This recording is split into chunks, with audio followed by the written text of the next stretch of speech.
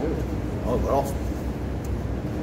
Hi everyone, hope you're all well and keeping okay through this lockdown period. Just following on from the last Q&A, we've had some decent feedback, to be honest, from the last one. So we've had a few more questions coming through on our Club Energy inbox and through the messengers. So we thought we'd take this opportunity to answer them on camera again. Do another Q&A. Yep. We had a good response to the last one, like Jake said. So we've got some questions that are popping up. More than once, there's a few people asking us some common themed questions, so we thought we'd have a go at those today and give you our thoughts on. The questions that we do give to you guys, well, the answers that we give to you. If you think that it helps with anybody else online, a family member or a friend, please share it with them on Facebook. If it is going to help them out, because that's what we're here for. We're here to help you guys out. So we'll kick it off. So all these questions to do with health and fitness again. So the first big question, we've broken it down, is how can I prevent muscle losses during lockdown? So how to prevent muscle losses in lockdown? Basically, breaking it down really, we start off with the same old thing as usual, as it's the nutrition in general. So to stop muscle breakdown, we need to make sure that we're getting enough protein intake in there. So a good rate to go at is a gram of protein per pound of body weight, and that's a good starting point. So as long as you get enough protein in there as well. Another thing is, don't underestimate the power of carbohydrates as well. As we know, for lean muscle development, carbohydrates is a good driver for muscle gain. So the same for keeping hold of lean muscle mass, you still need to make sure you're incorporating carbohydrates, because we always get told to make sure you eat enough protein, adequate protein, but carbohydrates is actually protein sparing as well. So the first thing your body goes for fuel is glycogen. Carbohydrates are glycogen stores. So to avoid muscle breakdown, you need to ensure that you are getting the carbohydrates in there as well, and that's in sufficient amounts. I mean, protein, you can start off as a good benchmark. Just make sure you get your foundations right. So work out your a gram of protein per pound of body weight, and then use carbohydrates as your sort of tool to fuel how active you are as well. So that's another thing to think about, with your nutrition. Also, being in this slight prevent muscle losses during lockdown. Sorry, I'm leaning on to the next question. No, I'll go through them. The first three questions really are very closely related. So Jake's fielded the first one. How can I prevent muscle losses during lockdown? What should I eat to prevent muscle losses? And the sort of first three closely related questions. I'm doing more cardio now. Been losing good weight, but worried about losing muscle losses. So it was my good pal Steve Cochran sort of prompted these three questions. That we've had a few other people ask the sort of same questions, but it was sort of Steve who have been sort of pressing me for an answer on these. So thank you, Steve. But Jake's covered the vast majority of what you need to be thinking of to make sure that you don't fall into these traps really. So where are we at there? I'm doing more cardio now, and I'm losing good weight, but I'm worried about muscle losses. Well, all these three questions are interlinked really. They're sort of closely related. So Jake's touched on the importance of making sure that you've got adequate protein going in through the day, and the reason for that is the body will look to use amino acids for fuel if there are no alternative fuel sources available. So Jake's touched on the importance of carbohydrates and the protein sparing properties of carbohydrates. So if you omit carbohydrates from your daily nutritional plan, which a lot of people do, they think sort of keto style, Atkins style plans are the way to go to achieve the sort of physique and the physical goals that they're looking for. But your body then becomes reliant, it's lost its primary fuel source, and it then becomes reliant on its secondary fuel sources. Ideally fat, so that's how we get leaner, but also if you're not careful, your body will break down your muscle tissue into individual amino acids, then that will be used as fuel in the body to fuel your activity. So very, very important to make sure that you've got protein and carbohydrates going in, just like Jake said. And it's putting yourself into slight deficit, so around about 200 calories, because if you're going to go too much, a safe amount is always that pound to 2 pound. Any more than that, it becomes too aggressive, and then you can get back to square one. So 3,500 calories in a deficit a week equals a pound of fat. So the most you can go to is 7,000 calories, which is still fairly aggressive. So if you're on that sort of guide, then you know that you're on the right track. And if you're pushing more than that, then you're probably not losing good weight as such. No, yeah, I mean, I think human nature is to you want your results, and you want your results yesterday. So we tend to be quite aggressive in how we go about achieving the things that we want to achieve. Body composition changes, fat losses, the accrual of lean tissue, muscle gains, or a combination of the two. You need to be going about these goals slower. Really, it's a marathon, not a sprint, I guess is the right sort of saying. So if you're too aggressive in your goal to shed fat, if you like, then ultimately you're going to be sacrificing a little bit of lean tissue along the way. Another important factor in answering these three questions about muscle losses during lockdown is when we have the gym environment to hand, the impetus for retaining our muscle mass and stimulating our bodies to grow and accrue new muscle mass is here in the gym. We train in the gym, and that's the signaler for muscle protein synthesis. That's what helps us gain that new tissue. We've obviously lost that, so we've lost the signals to the body to retain its lean mass. So we have to also take that into account. So it's provided another stimulus instead. So whatever, did this guy specify what kind of stuff he's got at home? Steve, I don't think he's got. I think he might have a couple of dumbbells and stuff. But I mean, there's, Jake's, he's naturally leading on to how can you provide the body with the stimulus to retain its muscle tissue. All right. So you can do some body weight stuff, which we can talk to you about in just a second. If you are lucky enough to have some dumbbells to hand or some resistance, it's making most of the equipment you've got you've got at home. So, for example, let's say you haven't got use of progressively overloading your chest to obviously apply that different kind of stimulus. You can do that home with a set of dumbbells. Let's say you've got a set of 10s, you're normally lifting heavy on chest, just using chest as an example.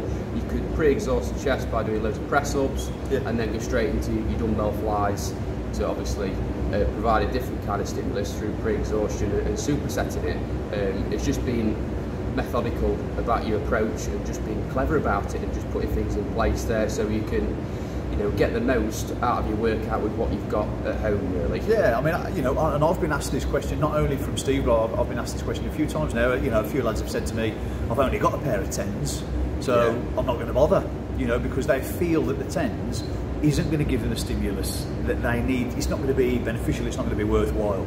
Now, there's an old saying in the sort of fitness industry, it's not what you lift, it's how you lift it. So, if you're clever and a bit savvy about how you go about performing the exercises and your exercise selection and about how you put your exercises together, you can make a pair of 10s feel like a pair of 30s.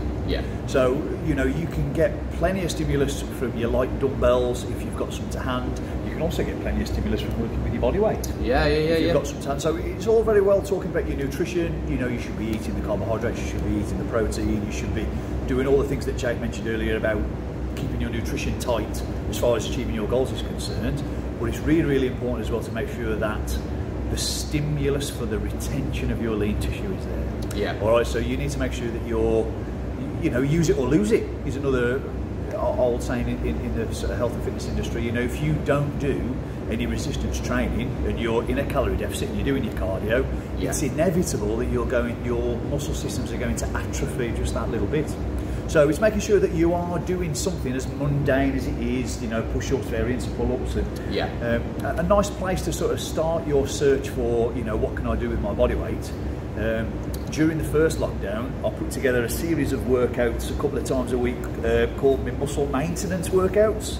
The idea was you maintain the muscle mass that you have if you perform these exercises, and they're all on our YouTube page. So what can I do for chest, what can I do for back, what can I do for shoulders. There's some, I would say it wouldn't know it's my workout, but there's some excellent workouts that you can go through, some good exercise selections for you to hit these muscle groups with your body weight. Or even if you want some more, we could always do some more for them. Yeah, I'll give you a reminder. We can go through them again, and we can put some more out there. So if you're looking for some body weight exercises that help with the retention of your muscle tissue, so you're not atrophying your muscles, the muscle systems that you've built up over the years aren't wasting away too much, then let us know and we'll put some out there. Quite happy to put some workouts out there. I mean, following on from what Pat said there with the prevention of muscle tissue and providing that different kind of stimulus, because we've not got use of lots of weights at home to provide that progressive overload. There is different types of progressive overload. Pat's covered one there with the time of retention, mastering that weight you've got. So if you've got a set of 10 kilo dumbbells, thinking about slowing the movement down. So if it's the usual, one down on the eccentric phase, and on the concentric lifted up, it's one up again. Slow it right down. So it might be 5 on the eccentric, and then 2 or 3 on the concentric phase. So a lot of us forget about the concentric style of training. You can use sets as well to progressively overload. So rather than doing 3 sets of curls or 3 sets of chest presses, you can go into 4 or 5. The more sets you apply, the more progressive overload you're going to be giving there. I mean, that's why the Germans have mastered that one with the GVT, German volume training.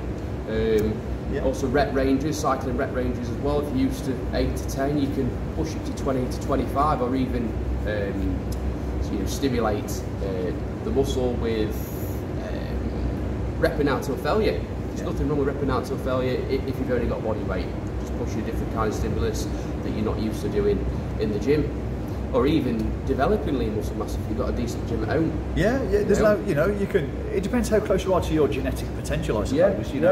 If you're just starting out in the gym, we've got quite a large younger contingent of members in our Otley gym, and the young guys come in and they seem to make these newbie gains really, really quickly. They've only got to look at the dumbbells and their physiques are seeming to respond really, and that's really, really good. So if you're not too far along on your health and fitness journey, then you can gain muscle at home if you're training really, really well. If you've been a few years and you're an intermediate lifter maybe, or you're more advanced in the gym and you're closer to your genetic threshold, as far as your body will allow you to develop, then you're probably really only going to, at the very best, you're going to maintain what you have. It's maintenance, isn't it? Yeah.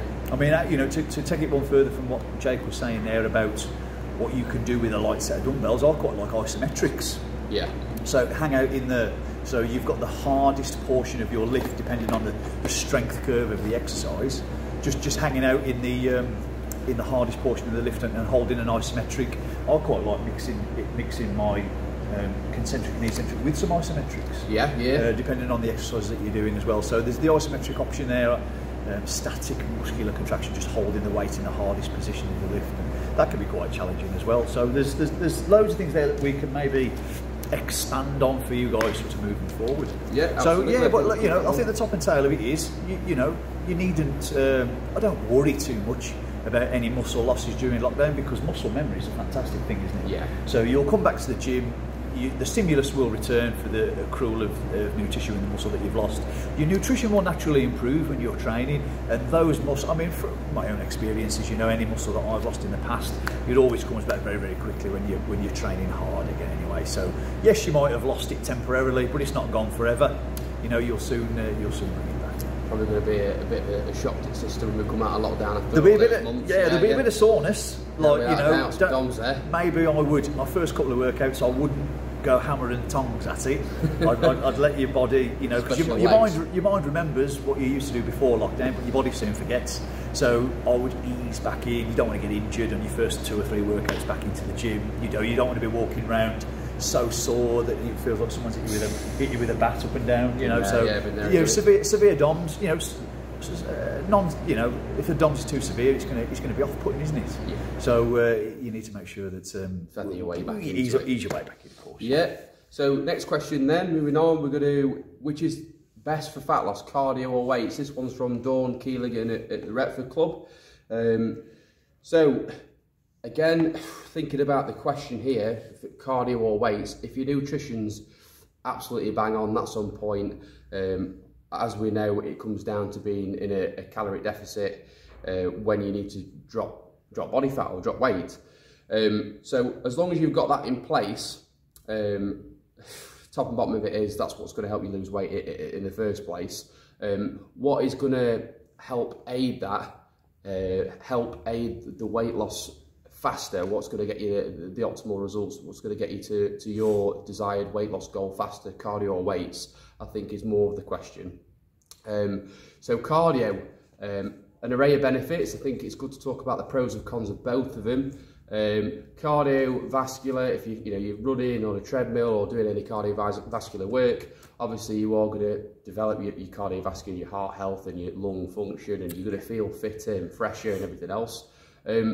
But to put an example there, let's say you are running on a treadmill or you're on the row machine, all you're going to get from that really is feeling that little bit better and fitter and those things that I've mentioned. Whereas if you're doing a good resistance training program, you can get all of those things and more if you're applying the right things. There is resistance training programs out there where you can get your cardiovascular up and get it working a lot harder. There's a thing called high intensity resistance training, or there's peripheral style training where you're combining the anterior and posterior lifts. So for example, like you might go into a bench press, which is working anterior, and then posterior you might work a barbell row. So combining both of those, it's getting your heart working that harder because that muscle is being drained and put to a different area. Or you can do upper and lower.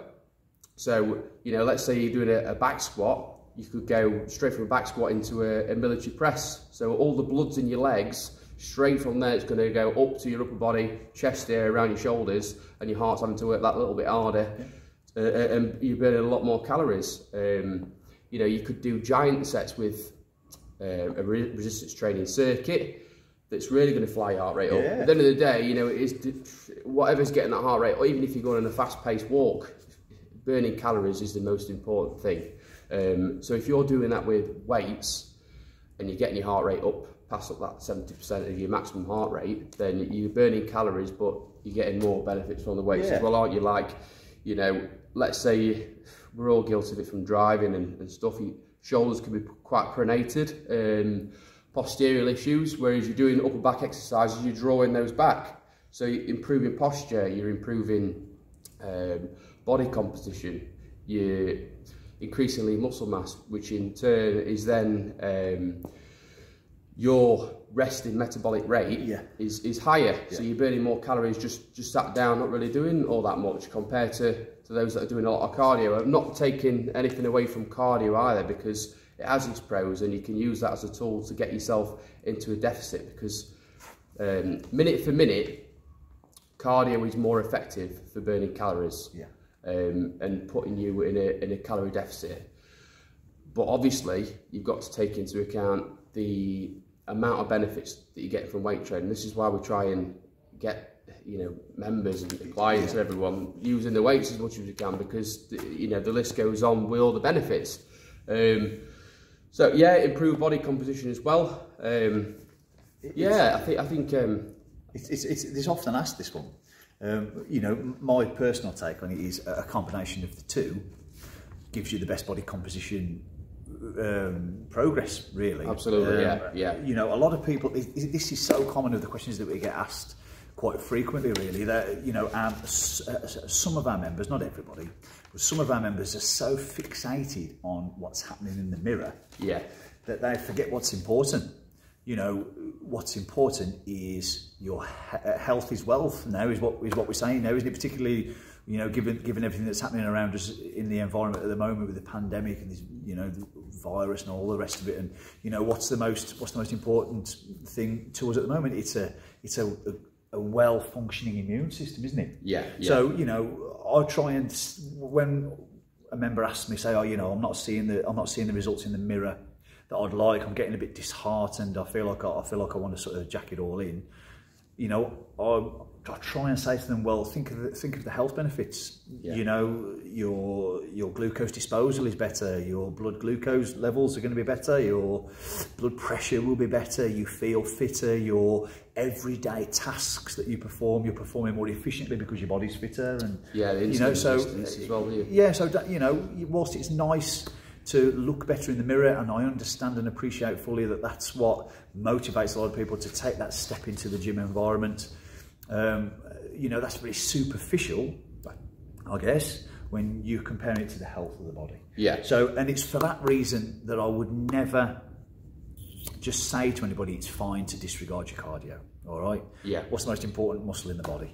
It's the heart. Yeah. You know, so we need to make sure that the health of your heart, lungs, vascular system, your cardiovascular system is optimal, and you're being healthy down the stretch. I mean, you know, for those who have limited time or don't enjoy one over the other, so you'll talk to the resistance guys into trying to, you'll say, come on lads, you can do some cardio, and they think you're swearing at them, you know, and the guys who really enjoy cardio, you try and steer those guys towards resistance, and they ultimately don't enjoy it. So Jake's really hit on a really good point there. Why not combine the two? Yeah. All right, so you can do a barbell complex, you can do a dumbbell complex, you can do a kettlebell complex, and what I mean by complex is you pick 4, 5 or 6 multi-joint movements, and you would perform them back to back to back to back to back to back for reps, or back to back to back to back to back for time. Yeah. All right. So not only are you incurring muscular micro trauma, muscular damage, which develops your lean physique, your ticker's also blasting away. Yeah, absolutely. And it's an excellent cardiovascular workout. So, you know, there's loads of, you don't need to look at them as separate entities, I suppose. You can merge them together and kill 2 birds with 1 stone, I suppose. Yeah, definitely. So if you're one of those guys who doesn't enjoy cardio but you enjoy resistance training, why not do something like a giant set or some barbell or dumbbell complexes? Because it's going to be weights that you're used to, but you're also going to get the cardiovascular benefit. And if you're one of those guys who enjoys getting your heart rate up off the scale and getting a real good sweat on and doing the cardio, but you don't like touching the dumbbells, why not come and see us about putting together a resistance routine that is cardio based? Yeah. So that you then get the benefit to the muscle systems of the body as well as your cardiovascular systems.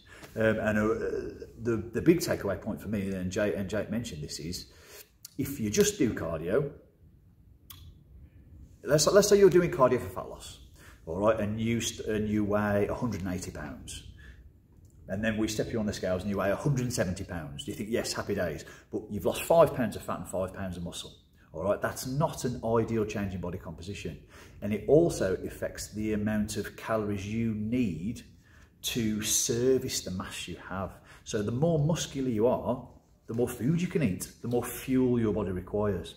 All right, so, you know, you need to differentiate between a change in body composition and a change in your scale weight. Now, a lot of our members, a high percentage of our members, they put on a pedestal the scales and the change in the scales, and it's not the change in the scales, it's the change in your body composition. If you lose 10 pounds of body weight and 7 pounds of its muscle, to me that's disastrous. But to the ladies who come in, that's a win, you know, because they're 10 pounds larger on the scales.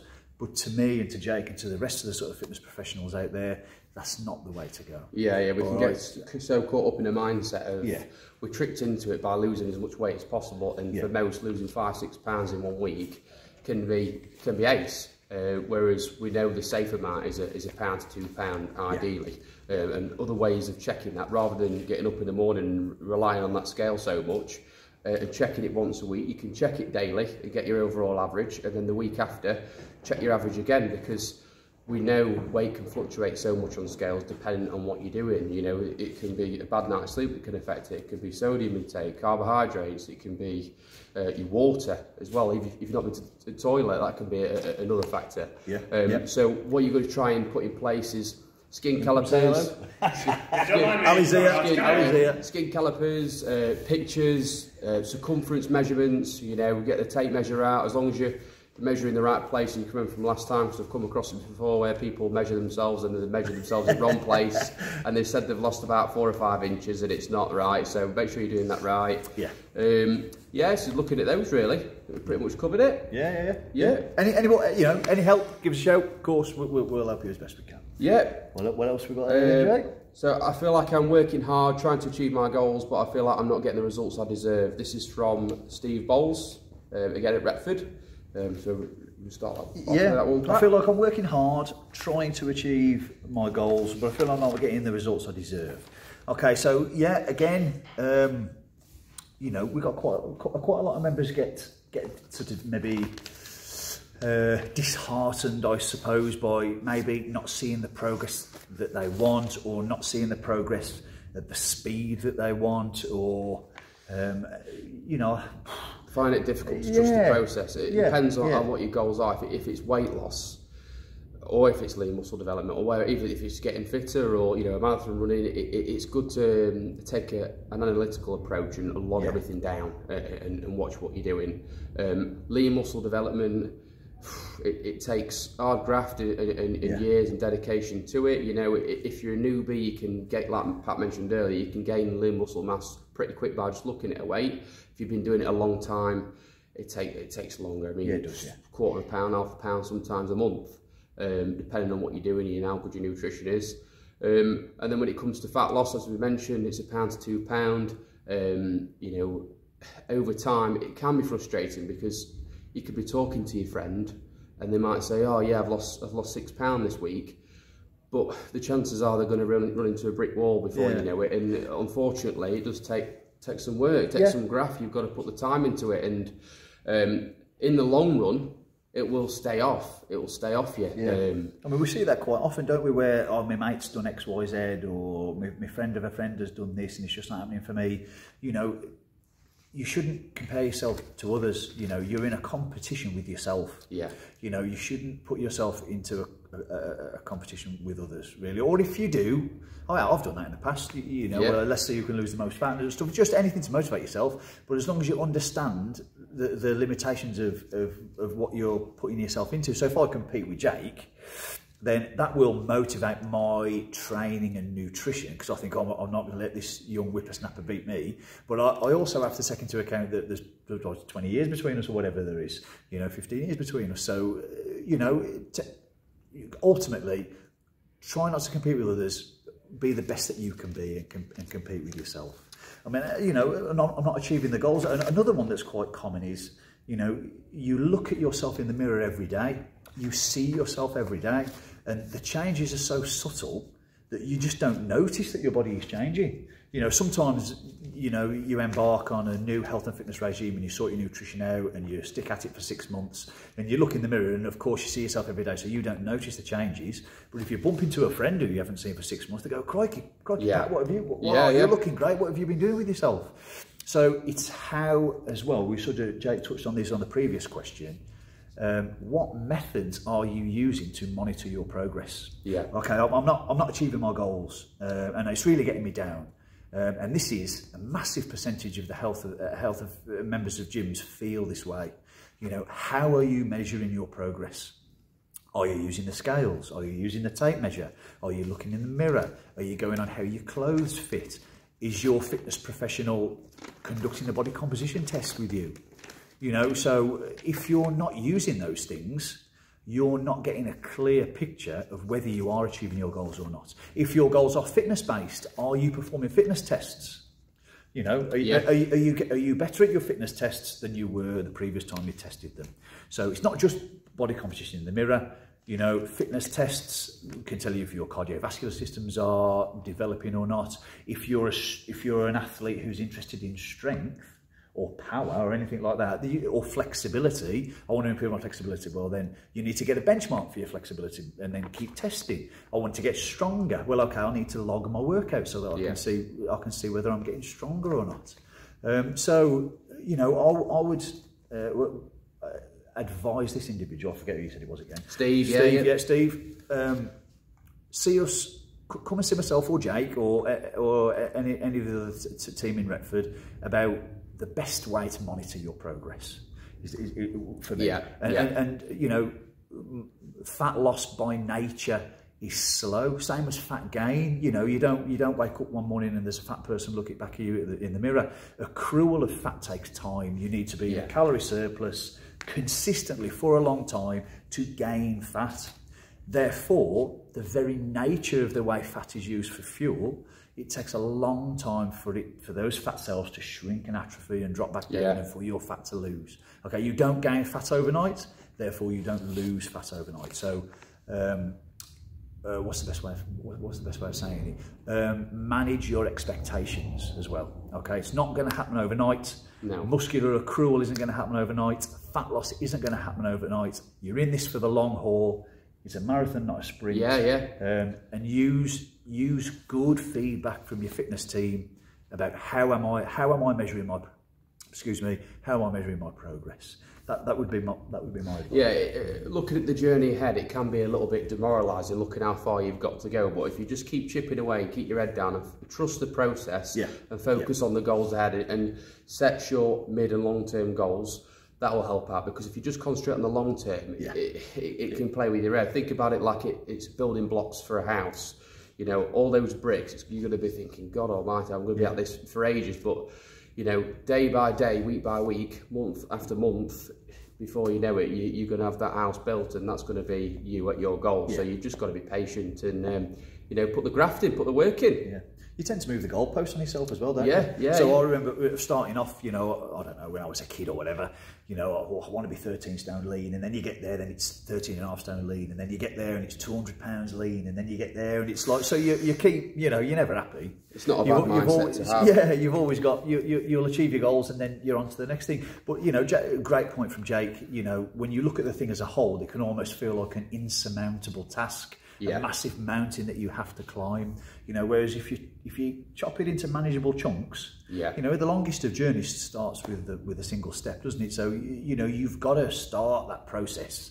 But, and it's the first step that's always the hardest. Yeah, so that's a great advice from Jake. You know, it's cut your goals up into manageable chunks as well. So it's a good one. So that's pretty covered there, mate. Yeah, spot on. Hope we haven't bored you to tears too much. How long is that one today? I think half an hour. We got half an hour. That's good. Yeah, a little bit longer than the last one. Yeah, spot on. Yeah. So, you know, if you've got any more questions, send them on, and we'll try and catch up with you guys once a week, once every couple of weeks. Was it been 2 weeks since the last one or something? Yeah, something like that. Just over, I think. Yeah. We're more than happy to help you out. We're here to support you guys any way we can with your fitness journeys, and at home, even if whatever questions you've got for us, send it in. We're glad to help, guys. And we're putting some workouts out as well, aren't we? Yeah. So, you know, let us know if you want a specific workout, you know, how can I build my lats at home?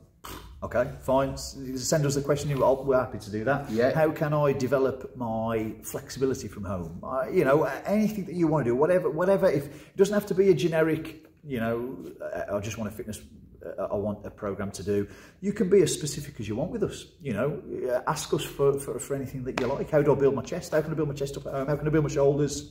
I want my arms bigger over the next 6 weeks while I'm at home or whatever. Anything like that. I want to get fitter. I want to sprint faster, jump higher. Whatever you want to do, we'll come and put a workout out on our pages for you. All right. So if you need us, just ask, I guess. Thanks guys. Nice one. Thank you. Stay safe. See you soon.